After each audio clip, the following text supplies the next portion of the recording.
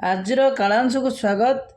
ଆଜି ଆମେ ଦ୍ୱିତୀୟ ଶ୍ରେଣୀ ଝୁଲଣା 2 ବହିର ପାଠ 11 ରଙ୍ଗ ଛାଡ଼ିଗଲା ପାଠଟିକୁ ଆମେ ପଢ଼ିବା।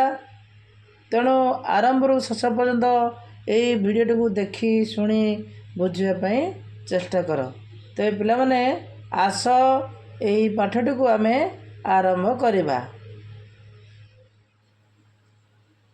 ଜଙ୍ଗଲ ପାଖରେ ଗାଁଟିଏ, ନାଁଟି ତାର ସୁବର୍ଣ୍ଣପାଟଣା।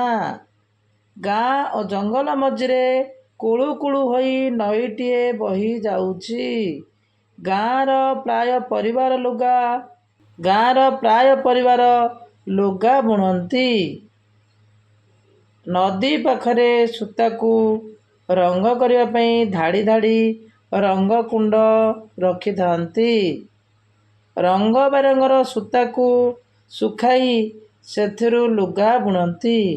କାନ୍ଧରେ ଲୁଗା ବୋହି ଲୋକମାନେ ହାଟକୁ ବିକିବାକୁ ଯାଆନ୍ତି। ପିଲାମାନେ, ଗୋଟିଏ ଜଙ୍ଗଲ ପାଖ ଗାଁଟି, ସେ ଗାଁଟିର ନାଁ ହେଉଛି ସୁବର୍ଣ୍ଣପାଟଣା। ଗାଁ ଓ ଜଙ୍ଗଲ ମଝିରେ ଗୋଟିଏ ନଈ ବହିଯାଇଛି। ଗାଁର ପ୍ରାୟ ପରିବାର ଲୋକମାନେ ଲୁଗା ବୁଣନ୍ତି। ନଦୀ ପାଖରେ ସୂତାକୁ ରଙ୍ଗ କରିବା ପାଇଁ ଧାଡ଼ି ଧାଡ଼ି ସବୁ ରଙ୍ଗ କୁଣ୍ଡ ରଖିଥାନ୍ତି। ସୂତାକୁ ସେଇ ରଙ୍ଗ କୁଣ୍ଡରେ ବୁଡ଼ାନ୍ତି ଏବଂ ଶୁଖାନ୍ତି, ଆଉ ସେଇ ସୂତାରୁ ଲୁଗା ବୁଣନ୍ତି। ତାପରେ ଦେଖିବା, ଜଙ୍ଗଲରେ ହରିଣଟିଏ ଗଛ ତଳେ ଶୋଇଥାଏ। ସେ ଦେଖିଲା ନାଲି ବିଲୁଆ, ହଳଦିଆ ଗଧିଆ ଓ ନୀଳବର୍ଣ୍ଣ ବାରହା ଏକାଠି ହୋଇ ଆସୁଛନ୍ତି। ସେମାନଙ୍କୁ ଏପରି ଦେଖି ହରିଣ ଆଶ୍ଚର୍ଯ୍ୟ ହୋଇଗଲା। ତାର ବି ରଙ୍ଗୀନ ହେବାକୁ ଇଚ୍ଛା ହେଲା। ହରିଣ ସେମାନଙ୍କୁ ପଚାରିଲା, ତୁମ ରଙ୍ଗ ଏପରି ବଦଳିଲା କେମିତି? ସମସ୍ତେ ହରିଣକୁ ନଈ କୂଳରେ ଥିବା ରଙ୍ଗ କୁଣ୍ଡ କଥା କହିଲେ। ହରିଣ ଡେରି ନ କରି ରଙ୍ଗ କୁଣ୍ଡ ପାଖକୁ ଗଲା। ସେଠି ଯାଇ ଗୋଟେ କୁଣ୍ଡରେ ବୁଡ଼ିଲା। ତାର ରଙ୍ଗ ସୁନେଲି ହୋଇଗଲା। ଏଥର 4 ଜଣ ମିଶି ଜଙ୍ଗଲକୁ ଫେରି ଆସିଲେ। ହରିଣ, ବିଲୁଆ, ଗଧିଆ, ବାରହାକୁ ଦେଖି ସବୁ ପଶୁ ନିଜ ରଙ୍ଗ ବଦଳାଇବାକୁ ଇଚ୍ଛା କଲେ। ସମସ୍ତେ ନଦୀ କୂଳକୁ ଗଲେ। ରଙ୍ଗ କୁଣ୍ଡରେ ପଶି ସମସ୍ତେ ଖୁସିରେ ଖେଳିଲେ। ହାତୀ, ବାଘ, ଭାଲୁ, ମାଙ୍କଡ଼, ଠେକୁଆ, ଗୟଳ ଓ ଚିତା ସଭିଙ୍କ ରଙ୍ଗ ବଦଳିଗଲା। ସମସ୍ତେ ସମସ୍ତଙ୍କ ରଙ୍ଗ ଦେଖି ଖୁସିରେ ନାଚିଲେ। ପିଲାମାନେ ଦେଖ, ରଙ୍ଗ କୁଣ୍ଡରେ ଯେହେତୁ ସେମାନେ ବୁଡ଼ିଲେ, ତେଣୁ ସେହି ରଙ୍ଗ କୁଣ୍ଡରେ ବୁଡ଼ିବାରୁ ସେମାନଙ୍କ ଶରୀର ରଙ୍ଗ ବଦଳିଗଲା। ହଠାତ୍ କଳାହାଣ୍ଡିଆ ମେଘ ଗୋଟିଏ ଆସିଲା। ଖୁବ୍ ଜୋରରେ ମେଘ ବରଷିଲା। ବର୍ଷା ପାଣିରେ ପଶୁମାନଙ୍କ ରଙ୍ଗ ଧୋଇ ହୋଇଗଲା। ରଙ୍ଗ ଛାଡ଼ିଯିବାରୁ ଖୁସି ସବୁ ପାଣି ଫୋଟକା ପରି ମିଳାଇଗଲା। ଦେଖ ପିଲାମାନେ, ସେମାନେ ରଙ୍ଗ ବୋଳିଥିଲେ, ରଙ୍ଗ କୁଣ୍ଡରେ ବୁଡ଼ିଥିଲେ, ତେଣୁ ତାଙ୍କ ଶରୀର ରଙ୍ଗ ହୋଇଯାଇଥିଲା। ଯେତେବେଳେ ବର୍ଷା ପାଣି ପଡ଼ିଲା, ସେହି ରଙ୍ଗ ସବୁ ଛାଡ଼ିଗଲା। ତେଣୁ ଯେଉଁ ରଙ୍ଗ ବୋଳି ହୋଇଥିଲେ ସେହି ରଙ୍ଗ ଆଉ ନାହିଁ, ରଙ୍ଗ ଛାଡ଼ିଗଲା। ତେଣୁ ପାଠର ନାଁ ହେଉଛି ରଙ୍ଗ ଛାଡ଼ିଗଲା। ପଶୁପକ୍ଷୀମାନେ ବିଭିନ୍ନ ରଙ୍ଗ ହୋଇଥିଲେ, ସେହି ରଙ୍ଗ ବର୍ଷା ପଡ଼ିବାରୁ ରଙ୍ଗ ଧୋଇ ହୋଇଗଲା, ତେଣୁ ରଙ୍ଗ ଛାଡ଼ିଗଲା। ବର୍ତ୍ତମାନ ଆମେ ଏହି ପାଠର ଅଭ୍ୟାସ ପ୍ରଶ୍ନକୁ ଆଲୋଚନା କରିବା। ଦେଖ ପିଲାମାନେ, ଏଠି ଲେଖା ହୋଇଛି, ଗପଟିରେ କେଉଁ ଗାଁ କଥା କୁହାଯାଇଛି? ଏଠାରେ ଆମେ ଲେଖିବା, ଗପଟିରେ ସୁବର୍ଣ୍ଣପାଟଣା ଗାଁ କଥା କୁହାଯାଇଛି। ଖ. ନଈ କୂଳରେ କୁଣ୍ଡଗୁଡ଼ିକ କାହିଁକି ଥିଲା? ଗାଁର ଅଧିକାଂଶ ଲୋକ ଲୁଗା ବୁଣୁଥିଲେ, ତେଣୁ ଲୁଗା ବୁଣିବା ପାଇଁ ସେଠାରେ ସୂତାଗୁଡ଼ିକୁ ରଙ୍ଗ କରିବା ପାଇଁ ରଙ୍ଗ କୁଣ୍ଡ ରଖିଥିଲେ। ଗ. ହାଟକୁ ଲୋକମାନେ କାହିଁକି ଯାଆନ୍ତି? ହାଟକୁ ବିଭିନ୍ନ ଜିନିଷ ଆଣିବା ପାଇଁ ଲୋକମାନେ ଯାଆନ୍ତି। ଘ. ରଙ୍ଗ କୁଣ୍ଡରେ ବୁଡ଼ିବା ପରେ ହରିଣ ରଙ୍ଗ କିପରି ହେଲା? ହରିଣ ରଙ୍ଗ ସୁନେଲି ହୋଇଗଲା। ଙ. ଯଦି ଦୁନିଆରେ କୌଣସି ରଙ୍ଗ ରହିନଥାନ୍ତା ତେବେ କ'ଣ ହୋଇଥାନ୍ତା? ଯଦି ରଙ୍ଗ ନଥାନ୍ତା ତାହେଲେ ଦୁନିଆ ସୁନ୍ଦର ଲାଗିନଥାନ୍ତା। ଦେଖ ଓ ଲେଖ। ଏଠି ଅନ୍ଧ ଲେଖା ହେଇଛି, ତାକୁ ଆମେ ଦେଖି ଦେଖି ଅନ୍ଧ ବୋଲି ଅନ୍ଧ ଲେଖିବା। ଦେଖି ଦେଖି ସୁନ୍ଦର ଅକ୍ଷର କରି ଅନ୍ଧ ଲେଖିବା। ଏଇଭଳି ଆମେ ଅନ୍ଧ ଲେଖିବା, ସୁନ୍ଦର କରିବା ପାଇଁ ଚେଷ୍ଟା କରିବା। ତେଣୁ ଅକ୍ଷର ସୁନ୍ଦର କରିବା ପାଇଁ ଏଇଭଳି ଆମେ ଲେଖିବା। ଦେଖିଲ, ତାପରେ ଦେଖ ଗୋଟେ ଅନ୍ଧ ଲେଖା ହେଇଛି, ତାକୁ ଆମେ ଅନ୍ଧ ଲେଖିବା। ଏଇ ଭିତରେ ଅନ୍ଧ ଲେଖିବା। ଅନ୍ଧ ଅନ୍ଧ ଏମିତି ଲେଖିବା। ତାପରେ ଅର୍ଣ୍ଣ ଲେଖା ହେଇଛି, ଅର୍ଣ୍ଣ ଅର୍ଣ୍ଣ ଲେଖିବା। ଅର୍ଣ୍ଣ ସୁନ୍ଦର ସୁନ୍ଦର କରି ଅର୍ଣ୍ଣ ମଧ୍ୟ ଲେଖିଦେବା। ଏମିତି ଲେଖିବା ଅର୍ଣ୍ଣ। ହେଲା ପିଲାମାନେ। ତାପରେ 3 ନମ୍ବର ଅନ୍ଧ ଅନ୍ଧ ଅର୍ଣ୍ଣ ଯୁକ୍ତାକ୍ଷର ଲଗାଇ ଖାଲି ଘର ପୂରଣ କର ଓ ପଢ଼। ଏଠି ଅନ୍ଧ ଲଗାଇ ଆମେ ବାକ୍ୟଟିଏ ପଦଟିଏ ଲେଖିବା। କ ଲେଖା ହେଇଛି, ଆମେ ଅନ୍ଧ ଯୋଉ କରିଦେଲେ ହେଇଯିବ କନ୍ଦ। ମନ୍ଦ ଅନ୍ଧ ଲେଖିଦେଲେ ମନ୍ଦ ହେଇଯିବ। ଚ-ନ ଚନ୍ଦନ, ଏଠି ଅନ୍ଧ ଯିବ। ଆନନ୍ଦ ଅନ୍ଧ। ମକରନ୍ଦ ମକରନ୍ଦ। ତାପରେ କ'ଣ ଦେଖ, କନ୍ଦମୂଳ କନ୍ଦମୂଳ। ତାପରେ ଏଠି ଅଛି ଅନ୍ଧ ଲଗାଇ ଲେଖିବା ବନ୍ଧ, ବନ୍ଧ ହେଇଗଲା। ଗନ୍ଧ, ଗନ୍ଧ ହେଲା। ପ୍ରବନ୍ଧ, ପ୍ରବନ୍ଧ। ତାପରେ ଇନ୍ଧନ, ଇନ୍ଧନ। ନଦୀବନ୍ଧ, ନଦୀବନ୍ଧ। ଅନ୍ଧକାର, ଅନ୍ଧକାର। ତାପରେ ଦେଖ ଆଉ କ'ଣ ଅଛି, ଏକାନି ଲେଖ ଅର୍ଣ୍ଣ ଲଗାଇକି ଅର୍ଣ୍ଣ ଲଗାଇବା। ଚୁ ଦେଇଛି, ଏଇଟା ଅର୍ଣ୍ଣ ଲେଖିଦେବା, ଚୂର୍ଣ୍ଣ ହେଇଗଲା। ତାପରେ ବର୍ଣ୍ଣ, ଅର୍ଣ୍ଣ ଲେଖିଦେଲେ ବର୍ଣ୍ଣ ହେଇଗଲା। ନିର୍ଣ୍ଣୟ ଅର୍ଣ୍ଣ। ତାପରେ ବର୍ଣ୍ଣନା, ବର୍ଣ୍ଣନା। ତାପରେ ପରିପୂର୍ଣ୍ଣ, ପରିପୂର୍ଣ୍ଣ। ଏଇଭଳି ଆମେ ଲେଖିଦେବା। ତାପରେ ଆଉ କ'ଣ ଅଛି, ବର୍ଣ୍ଣବୋଧ। ଏଠି ବର୍ଣ୍ଣବୋଧ ଅଛି, ବର୍ଣ୍ଣବୋଧ ଲେଖିଦେବା, ବର୍ଣ୍ଣବୋଧ ହେଲା। ତାପରେ ଦେଖ 4 ଆସ ଆବୃତ୍ତି କରିବା। ଚନ୍ଦୁ ଗଲା ମନ୍ଦିର ବୁଲି, ଦେଖିଲା ଚାନ୍ଦୁଆ କେତେ, ବାଟେ ଦେଖିଲା ଚନ୍ଦା ଭାଇଟି, ବନ୍ଧୁକ ଧରିଛି ହାତେ। କିଣି ଖାଇଲା ବାହାର ଖାଦ୍ୟ, ପାଟି ସୁଆଦ କଲା, ଝାଡ଼ା ବାନ୍ତିରେ ଶିକାର ହୋଇ ଡାକ୍ତରଖାନା ଗଲା। ବାସି ଖାଦ୍ୟ ଓ ଦୂଷିତ ଜଳ ଅଟେ ରୋଗର କାରଣ, ଦୂରେଇ ରହିଲେ ଏସବୁଠାରୁ ନ ମିଳେ କେବେ କଷଣ। ଦେଖ ପିଲାମାନେ, ବାସି ଖାଦ୍ୟ ଆମେ କେବେ ବି ଖାଇବା ନାହିଁ। ଆମେ ସବୁବେଳେ ଭଲ ଖାଦ୍ୟ ଖାଇବା, ସଫା ରଖିବା, ସଫା ସୁତୁରା ରହିବା। ଯଦି ବାସି ଖାଦ୍ୟ ଖାଇବା, ଡାକ୍ତରଖାନା ଯିବା, ଆମର ଝାଡ଼ା ବାନ୍ତି ହେବ, ଦେହ ଅସୁସ୍ଥ ହେବ।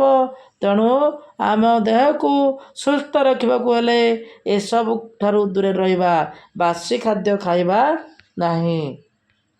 5 ନମ୍ବର, ପ୍ରଥମ ପିଲା ଅନ୍ଧ ଥିବା ଶବ୍ଦକୁ ବାଡ଼ିରେ ଫଟାଇବ। ଦ୍ୱିତୀୟ ପିଲା ଅନ୍ଧ ଥିବା ଶବ୍ଦକୁ ଆଙ୍କୁଡ଼ାରେ ଟାଣିବ। ଦେଖ, ପ୍ରଥମଟା ଅନ୍ଧ ଥିବା, କାନ୍ଧ, ଅନ୍ଧ ଯୋଉଠି ଅଛି। ତାପରେ ଅନ୍ଧ କୋଉଠି ଅଛି, ଆଉ ବନ୍ଧ ଏପଡ଼ି। ତାପରେ ଦ୍ୱିତୀୟରେ ଅଛି ଅନ୍ଧ ଥିବା, ଦ୍ୱିତୀୟ ପିଲା ଅନ୍ଧ ଥିବା ଶବ୍ଦକୁ ଆଙ୍କୁଡ଼ିରେ ଟାଣିବ। ଯୋଉଠି ଅନ୍ଧ ଅଛି, ଫାନ୍ଦ ଆଙ୍କୁଡ଼ିରେ ଟାଣିବ। ତାପରେ ଆଉ ଗୋଟେ ଅନ୍ଧ ଅଛି, ଆଙ୍କୁଡ଼ିରେ ଟାଣିବ ହେଲା। ତାପରେ ଏଠି ଅନ୍ଧ ଯୋଉଟା ଅଛି, ବାଡ଼ିରେ ବାଡ଼ାଇବ। ଅନ୍ଧ ଏଇଠି ଅଛି, ଆଙ୍କୁଡ଼ିରେ ଟାଣିବ। ତାପରେ କାନ୍ଦଣା, ଆଙ୍କୁଡ଼ିରେ ଟାଣିବ।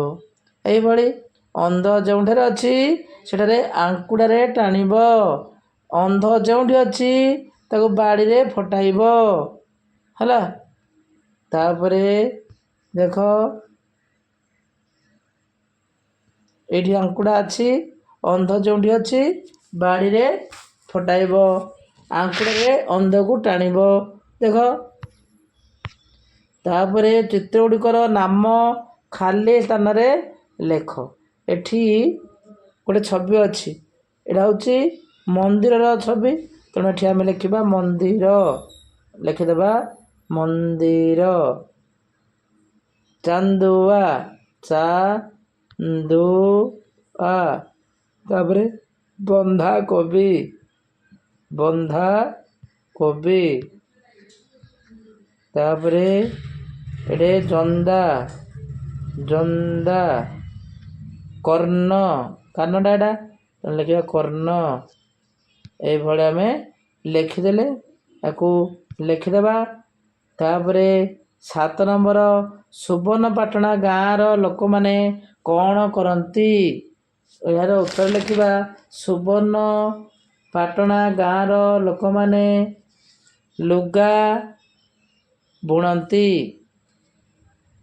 ଲୋକମାନେ ନଈ କୂଳରେ ରଙ୍ଗ ଗୁଡ଼ିକୁ କାହିଁକି ରଖିଥାନ୍ତି?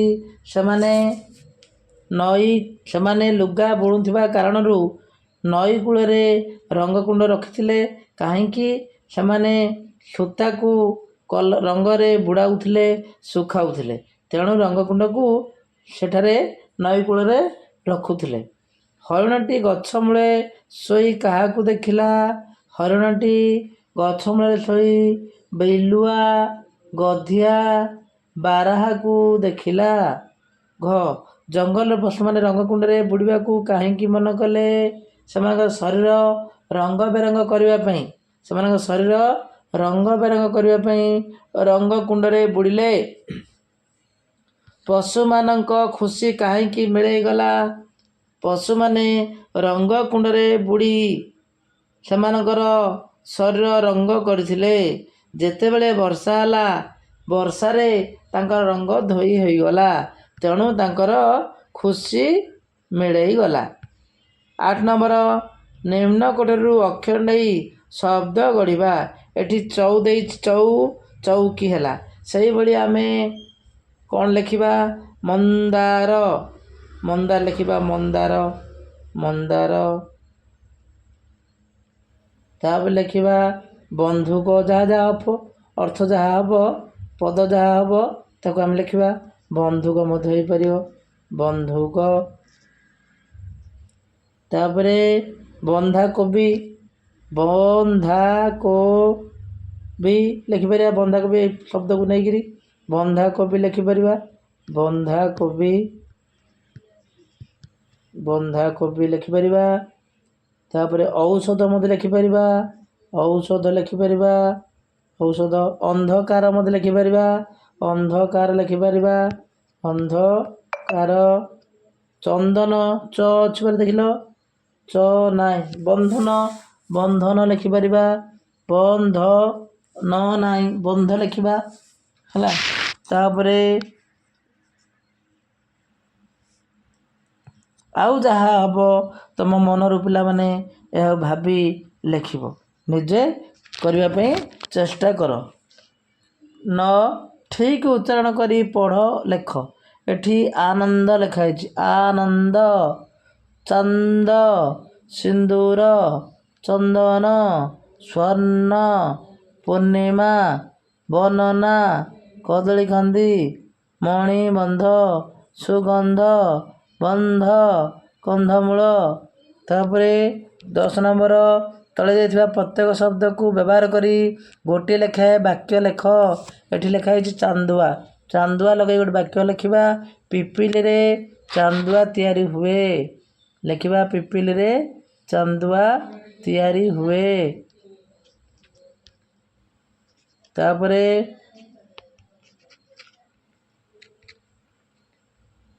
ପିପିଲିରେ ଚାନ୍ଦୁଆ ତିଆରି ହୁଏ। ସୁନ୍ଦର, ନୂଆ ପୋଷାକରେ ସମସ୍ତେ ସୁନ୍ଦର ଦେଖାଯାଆନ୍ତି। ଅନ୍ଧାର, ଅନ୍ଧାର ପାଖରେ କ'ଣ ଲେଖିବା? ଅନ୍ଧାର ରାସ୍ତାରେ ଯାଅ ନାହିଁ। ନଈବନ୍ଧ, ହୀରାକୁଦ ନଈବନ୍ଧରୁ ବିଦ୍ୟୁତ୍ ଉତ୍ପନ୍ନ ହୁଏ।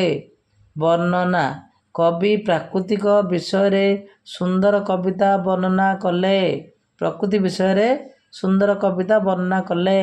ପୂର୍ଣ୍ଣଚନ୍ଦ୍ର, ପୂର୍ଣ୍ଣମାରେ ପୂର୍ଣ୍ଣଚନ୍ଦ୍ର ଦେଖାଯାଏ। ତାପରେ 11 ନମ୍ବର, 2 ଛବିରେ କ'ଣ ସବୁ ଅଲଗା ଦେଖୁଛ ତୁମ ସାଙ୍ଗ ସହ ଆଲୋଚନା କରି ଲେଖ। ଏଠି ସଜାଇ ହୋଇ ରହିଛି କିନ୍ତୁ ଏଠି ଜିନିଷ ଗୁଡ଼ିକ ଏଣେ ତେଣେ ଭଙ୍ଗା ଭଙ୍ଗି ହୋଇ ପଡ଼ିଛି। ଯାହା ତୁମେ ଦେଖିଛ ଲକ୍ଷ୍ୟ କରିଛ ଲେଖିବ। ଦୂଷିତ ଜଳ ବ୍ୟବହାର କଲେ କେଉଁ ସବୁ ରୋଗ ହେବ? ଗାରଟାଣି ଯୋଡ଼। ଦୂଷିତ ଜଳ ବ୍ୟବହାର କଲେ ଝାଡ଼ା ହେବ, କାଛୁକୁଣ୍ଡିଆ ହେବ, ଟାଇଫଏଡ଼୍ ହେବ, ବାତ ଜ୍ୱର ହେବ, ଯାଦୁ ହେବ। ଏଇଭଳି ଆମେ ଯୋଡ଼ିପାରିବା। ତାପରେ ଏଠି ଲେଖା ହେଇଛି ତୁମ ପାଇଁ କାମ। ବାସି ଖାଦ୍ୟ ଖାଇଲେ କେଉଁ ରୋଗ ହେବ? ମାଆଙ୍କୁ ପଚାରି ବୁଝ। ସାଙ୍ଗମାନଙ୍କ ସହିତ ଆଲୋଚନା କରି 5ଟି ବାକ୍ୟ ଲେଖ। ବାସି ଖାଦ୍ୟ ଖାଇଲେ କ'ଣ ହେବ ଆମେ ପଢ଼ିଛେ। ତୁମମାନଙ୍କ ପାଇଁ କାମ। ଏହାକୁ ମନେ ପକାଇ ଲେଖିବା ପାଇଁ ଚେଷ୍ଟା କରିବ। ବର୍ତ୍ତମାନ ପାଇଁ ଏହି ପାଠର ପ୍ରଶ୍ନ ଉତ୍ତର ସମ୍ପୂର୍ଣ୍ଣ ହୋଇଛି। ଆଶା କରୁଛି ଏହି ଭିଡ଼ିଓଟି ଭଲ ଲାଗିଥିବ। ଯଦି ଭଲ ଲାଗିଛି ତାହେଲେ ଲାଇକ୍ କରିବେ ଏବଂ ସାଙ୍ଗମାନଙ୍କ ସହିତ ସେୟାର କରିବେ ଏବଂ ଯେଉଁମାନେ ପ୍ରଥମ ଥର ଆମ ଚ୍ୟାନେଲକୁ ଆସୁଛନ୍ତି ତାହେଲେ ଦୟାକରି ସବସ୍କ୍ରାଇବ୍ କରିବେ। ପାଖରେ ଥିବା ଘଣ୍ଟି ବଟନ୍ ଦବାଇ ଅଲ୍ ନୋଟିଫିକେସନ୍କୁ ଅନ୍ କରିଦେବେ। ବର୍ତ୍ତମାନ ପାଇଁ ବିଦାୟ ନେଉଛି। ପରବର୍ତ୍ତୀ କାଳାଂଶରେ ପୁଣି ଦେଖା ହେବ।